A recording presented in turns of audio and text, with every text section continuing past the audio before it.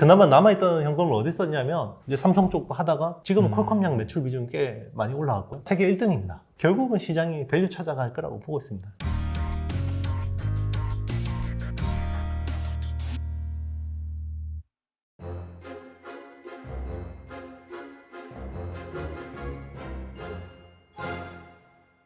이번에 약간 이제 2차 전지 쪽으로 넘어갈까 합니다. 네네. 최근에 2차 전지 기업들이 너도 나도 이 원통형 배터리 사업을 확장을 하고 있거든요. 네네.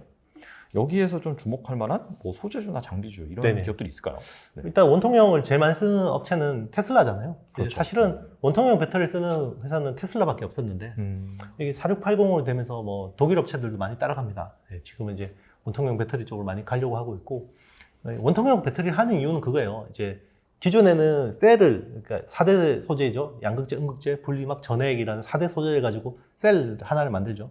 이제 우리 보통 배터리, 휴대폰 배터리 들어가는 게 그게 하나의 뭐 그 셀 수준이라 그러면 요걸 여러 개 붙여가지고 모듈을 만들죠. 또 모듈을 만들어서 이걸 또 전기적으로 다 연결해서 또 여러 개 붙여서 8개나 12개 또 모듈을 붙여서 팩을 만들죠. 그게 이제 그러면 자동차 스케이트보드 모양처럼 딱 이렇게 돼서 이제 되는 건데, 사실은 모듈하고 팩 쪽에서 이게 공간 손실이나 에너지 밀도를 못 높이는 측면들이 되게 많아요. 자동차라는 공간은 제한되어 있는데 그런 것 때문에 주변 회로부들이나 이런 것 때문에 많이 못 들어가는 게 있거든요. 그런데 원통형 배터리로 하면 셀 투 팩, 그래서 이제 중간에 모듈이 없이 셀에서 바로 팩으로 갈 수 있고, 그 셀 투 셰시까지 아예 이제 모듈하고 팩을 없애고 그냥 차체 안에다가 이제 이렇게 차곡차곡 밀어 넣는, 이제 그게 가능해지기 때문에 향후 이제 기술 로드맵 때문에 이제 그런 쪽으로 많이 가는 추세고요. 사실 그런 건 좀 테슬라가 제일 앞서 있죠. 그래서 이제 거기 관련된 업체들은 뭐 테슬라 쪽에 뭐 양극재를 납품하는 LNF가 최근에 이제 뭐 제일 뭐 분위기 흐름 좋고, 이제 그쪽에 양극재 들어가니까. 그리고 이제 그 외부 뭐 구조물이긴 한데 뭐 상신 EDP 뭐 이런 신흥 SEC 뭐 이런 회사들도 뭐 충분히 주목할 만하다. 그리고 셀 업체 중에서는 삼성 SDI가 좀 열심히 좀 잘하고 있다, 이렇게 보고 있습니다. 확실히 말씀을 들어보니까 네. 이 원통형이 하나의 그런 유행이 아니라 네네. 확실히 그런 셀투 셰시까지 갈 수 있는 그런 기술 로드맵 그렇죠. 측면에서 본다라고 한다면 앞으로도 이제 성장할 수 있는 그런 부분이 확실히 있겠네요. 그렇죠. 이제 로드맵이 딱 정해진 거죠. 이게 우리가 뭐 반도체에서 보면 기존 핀팩 구조에서 GAA로 갔다가 나중에 MBC 패스로 가겠구나. 그러니 방향성이 보이잖아요. 전기차도 그렇죠. 이게 보면 셀투 팩에서 셀투 셰시로 가겠구나 가면 미리 준비해야 되는 거죠. 우리가 만약에 그때 셀투 팩이나 셀투 셰시에 잘 대응할 수 없는, 예를 들면 뭐 꼭 그렇다는 건 아니고 뭐 파우치나 우리가 파우치만 너무 집중하고 있으면 저게 대응을 못 하겠네, 뭐 이런 걱정이 있을 수도 있는 거죠. 그래서 LG 에너지 솔루션 같은 경우는 빨리 지금 뭐 그 원통형 쪽하고 뭐 이런 쪽으로 이제 많이 집중하고 있는 거죠. 네. 그동안은 파우치 쪽에 거의 집중해 왔잖아요. 그렇죠. 네. 파우치 쪽에 집중하는 게 이제 네. SK온이랑 네, 그렇죠. 그다음에 LG LG 에너지 에너지 솔루션. 솔루션이었는데 네, 그렇죠. SK온은 아직까지 뭐 원통형에 대한 얘기는 별로 없더라고요. 보니까. 맞습니다. 네. 좀 준비할 시간이 필요해요. 그리고 이제 양극재 쪽도 그동안 너무 우리나라가 3홍대 쪽만 너무 집중해 왔는데 이게 생각보다 LFP가 좋은 거죠. LFP 그렇죠. 네. 개선이나 이런 것들이 또 좋은 거고, 그리고 원자재 가격 오르는 거 봤잖아요. 리튬부터 뭐 망간, 뭐 니켈 가격이 오르는 게 너무 어마무시하게 오르니까 정말 LFP도 뭔가 준비해 놓지 않으면 큰일 나겠다, 뭐 이런 생각도 있는 거고요. 그래서 그런 데서 다변화가 돼야 되는 거라고 보고 있습니다. 근데 기본적으로 뭐 방향성으로 보면 첨가제 이런 쪽은 계속 할 수밖에 없다고 보고 있고요. 그래서 뭐 CNT 도전제를 하는 나노 신소재 같은 업체나 그리고 실리콘 음극재를 하는 뭐 대주전자재료나, 그리고 이제 전해액, 이게 또 전해질이나 이런 쪽이 안정적이어야지 또 고속 충전이나 이런 것들이 가능해지거든요. 네네. 이제 그런 쪽을 안정성을 높여줄 수 있는 뭐, 그리고 에너지 효율을 높일 수 있는 첨가제를 또 첨보 같은 업체들이 하기 때문에 그런 회사들 중심으로, 그런 회사들은 크게 뭐 방향성에서 어떤 쪽으로 가든 뭐 큰 데미지는 없다. 네, 그렇게 볼 수 있겠죠. 그 다른 그런 소재 업체 같은 네네. 경우에는 뭐 배터리의 모양이라든지 아니면은 뭐 양극재 종류라든지 네네. 그런 차원에서 약간 좀 변동성이 있을 수 맞습니다. 있지만 방금 말씀하신 첨가제를 만드는 기업들 같은 경우에는 네네. 어차피 이건 다 들어갈 수밖에 없으니까 그렇죠. 런 기업들은 좀 안정적으로 계속해서 성장할 수가 있다. 네네. 그런 차원에서 맞습니다. 보면 되겠네요. 네네. 알겠습니다. 또 앞서서 이제 소재 가격이 최근에 네네. 러시아와 우크라이나의 전쟁 뭐 등등 해서 상당히 많이 올랐다가 다소 지금 잠잠해지고는 있지만 오히려 그러면서 이 소재 확보의 중요성에 대해서 상당히 지금 부각이 많이 되고 있어요. 그렇죠. 그런 차원에서 지금 증시에서 네네. 뭐 이렇게 뜨겁게 달구고 있는 네네. 섹터가 폐배터리 네, 맞습니다. 이쪽이거든요. 그리고 이제 공교롭게도 성일 하이텍이 아마 이제 이 방송이 나가는 시점에는 이미 상장을 했을 겁니다. 네네. 상장을 하면서 시장의 시선이 이 폐배터리 쪽으로 집중이 되고 있습니다. 그래서 주목할 만한 그런 기업들이 뭐가 있을지 궁금합니다. 네네. 일단 성일 하이텍이 제일 뭐 굉장히 핵심 수혜주이긴 하죠. 그래서 장비업체 중에 하나기술이라는 회사가 있습니다. 아, 네네. 하나기술 정도가 그나마 이 폐배터리 쪽으로 많이 준비하고 해왔다 생각하고 있고요. 이제 일단 배터리를 만약에 못 쓰는 배터리를 수거해 오면 이거를 재활용할 건지 재사용할 건지 판단을 해야 되거든요. 그렇죠. 그러면 이제 그런 것들 검사해야 되고, 그리고 여기 남아있는 전기를 완전히 빼줘야 돼요. 완전히. 왜냐면 전기가 남아있는데 뭔가 파쇄를 하거나 이러면 폭발할 수 있잖아요. 네. 이제 그런 것들도 해줘야 되고, 뭐 그런 쪽에 활성화 공정 장비를 하는 회사가 이제 하나기술이라고 보면 되겠습니다. 네. 알겠습니다. 확실히 이쪽 관련 기업들은 네. 여기저기에서 계속해서 신사업으로 추가하면서 맞아요. 나올 수밖에 네네. 없기 때문에 네네. 계속해서 모니터링이 필요할 것 같긴 해요. 그렇죠. 네네. 맞습니다. 그리고 최근에 시장이 안 좋았잖아요. 네네. 그죠? 특히나 6월달 이때 이제 확 지수가 레벨 다운되면서 많은 주식들이 정말 싼 가격대에 진입을 했는데 혹시 그 대표님께서는 네네. 이때 이제 저가 매수한 주식 네네. 있으신지 궁금하거든요. 네네. 네. 저도 이제 현금 조금 남아있던 게 거의 다 소진됐어요. 그래서 지금 100% 물려 있는데, 네. 네, 저는 이제 그나마 남아있던 현금을 어디 썼냐면, 원익 QNC 하고요, 한미 반도체, 뭐 TSE 이런 회사들 좀 샀습니다. 그럼 조금 남아있다고 네. 하는 거였는데 네. 많이 사셨네요. 뭐 그렇죠. 규제는 많이 물려 있는 거고 이제 물타기를 한 거죠. 아. 물타기를 한 거죠. 네. 물타기를 해서 뭐 워낙 또 실적 대비해서 싸고, 그리고 이제 제가 뭐 앞전 시간에 계속 이야기했지만 결국 미국 반도체 굴기에서 수혜를 볼 수 있고, 그리고 이제 테스트 소켓 쪽은 이 파운드리가 많이 생기면 소켓 쪽이 많이 생길 수밖에 없는데, 만약에 미국에 소켓 업체가 있다 그러면 약간 꺼려 했을 수도 있는데, 미국에 다행히 테스트 소켓 업체가 별로 없어요. 그렇기 때문에 이제 국내 업체가 좀 수혜를 볼 수 있는 그림이다라고 생각하고 있습니다. 궁금한 게 뭐 네. 한미 반도체는 사실 뭐 약간 네. 자기만의 그런 고유의 영역을 네네. 구축하고 있는 기업이기 때문에 약간 네네. 대체 기업이라고 하기에는 네네. 딱히 없을 것 같고 우리나라에서. 네네. 근데 TSA 같은 경우에는 테스트 네네. 소켓 쪽을 만드는데 네네. 사실 테스트 소켓을 만드는 ISC도 있고요. 네네. 그 다음에 약간 좀 결이 다를 수도 있지만 리노공업 같은 그런 네네. 기업도 어떻게 본다면은 유사 기업이라고 볼 수 있잖아요. 네네, 근데 맞습니다. 굳이 왜 TSE를 네네. 또 사셨는지 궁금하거든요. 뭐 ISC도 저는 뭐 굉장히 좋은 그림이라고 보고 있고요. 리노공업은 사실은 이제 그 원래 시스템 반도체 쪽을 거의 뭐 이렇게 독점처럼 하다가 포고핀 타입으로 하다가 이제 거의 독야청청하다가 이제 계속 새로운 플레이어가 들어온 거잖아요. 근데 사실 TCK 사태 때도 이제 SIC 링 때 독점하다가 이제 이게 과점 구조는 여전히 매출하고 성장을 잘 나오는데 주가 심리 쪽에서는 디레이팅을 시켜버리더라고요.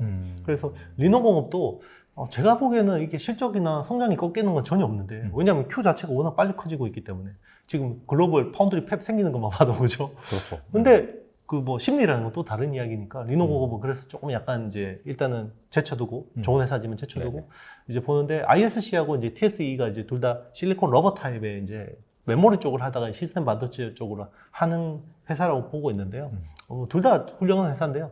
TSE는 저는 고객사 확장 측면에서 좀 좋게 보고 있고요.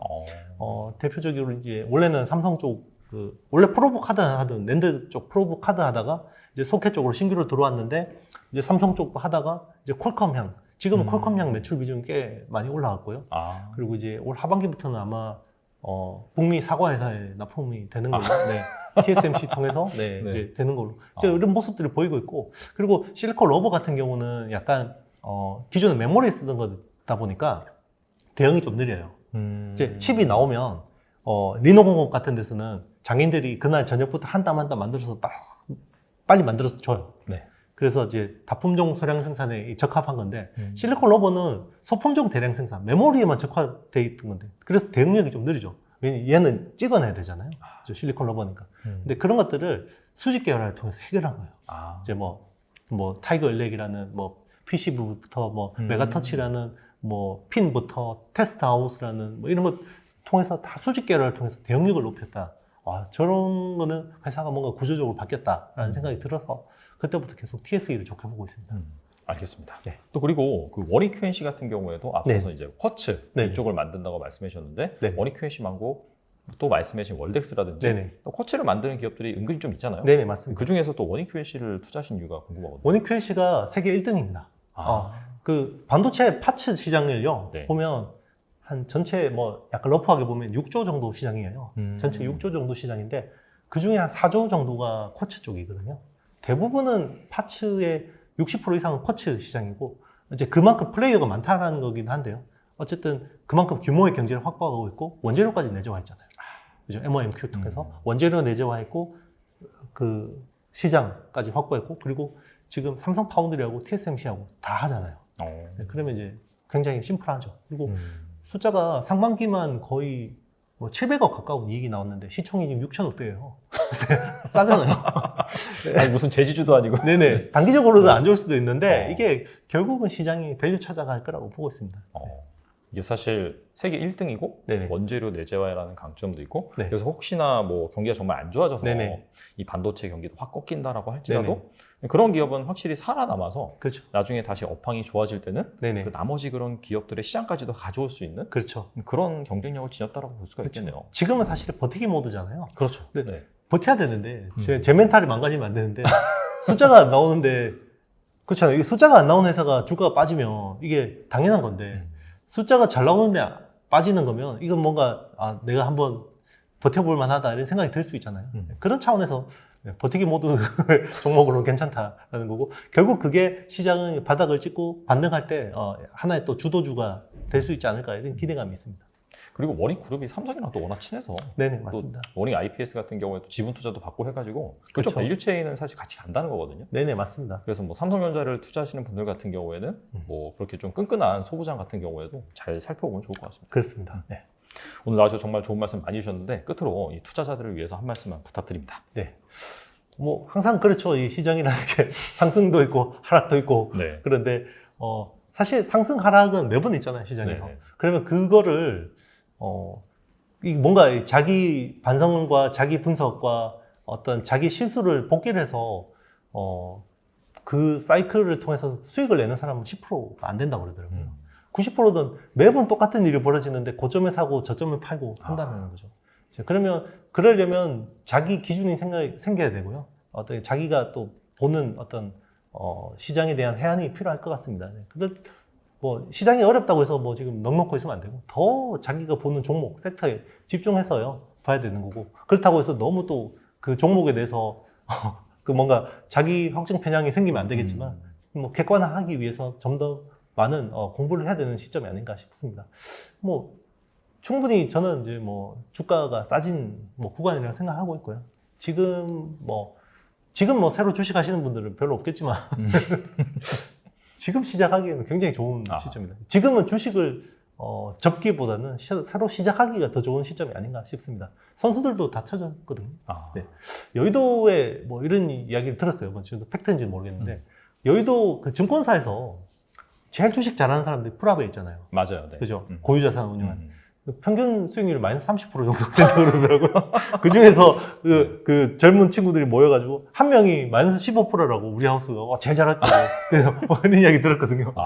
선수 중에 선수들이 정말 터지는 장이거든요. 이제 정말 선수들이 터질 때는 정말 진짜 가치 투자하기 좋다는 거죠. 좋은 종목 잘 고르면 이게 정말 시드머니가 될 수도 있고요. 네.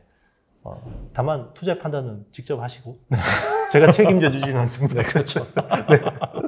네. 사실 프락 같은 경우에는 그 롱도 하고 숏도 하고 다 네네 하잖아요. 맞습니다. 그렇게 이제 여러 가지 현란한 기술을 가지고 하는 그런 매니저 같은 경우에도 네네. 그렇게 엄청나게 그렇죠. 마이너스를 받기 때문에 이렇게 다 같이 손실을 보는 구간 같은 경우에는 다들 힘들지만 네네. 지나고 나면은 항상 이럴 때가 또 저점이고 맞아요. 했으니까 네네. 그런 차원에서 뭐 물론 너무나 낙관적인 그런 뷰를 가지고 있는 것도 그렇게 큰 도움은 안 되지만 하지만 지금 상황에서는 확실히 이 밑으로 내려가기보다는 또 위로 올라갈 가능성을 염두에 두시면서 또 대표님께서 팩트, 이 근거를 가지고 그런 좋은 그런 섹터, 투자할 만한 기업들에 대해서 소개를 해주셨기 때문에 추가적으로 공부를 해보시고 또 마음에 든다라고 하면 그때 이제 또 투자를 하시면 좋을 것 같습니다.